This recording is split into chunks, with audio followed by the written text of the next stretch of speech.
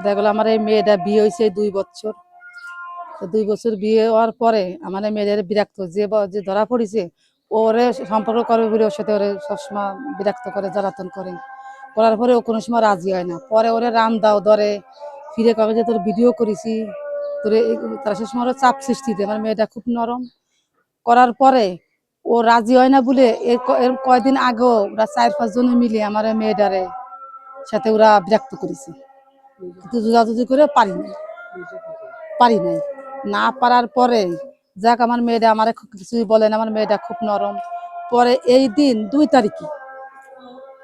তারিখে আমার মেয়েটা বাইরে বার হয়েছে প্রস্রাব করতে, বাড়ানোর পরে ওই এর নাম তো মনে হয় না, কি তোর নাম, নাইম।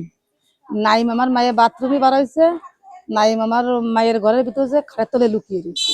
লুকিয়ে থাকার পরে আমার মেয়ে যদি দরজা তিতলি গেছে, সেমনি আমার মায়ের 5 বছর যে মুখ ঠাইছিয়ে ধরে আমার মায়ের সাথে আকাশ করেছে।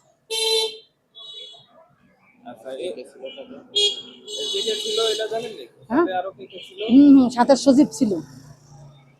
সজীব ছিল, তারপরে তোমার ওই তোমার এটা সুন্নুর ছেলে, ওর নাম জানো কি, কি নাম জানো ওর, শান্ত। ছোটার নাম কি?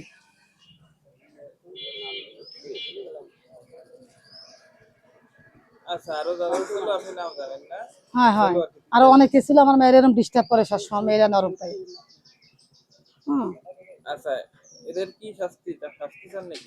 এদের শাস্তি আমি কঠিন শাস্তি চাই, যাতে অন্য কোনো মেয়ের দিকে অন্য কোনো ছেলেরা তাকাতি না পারে।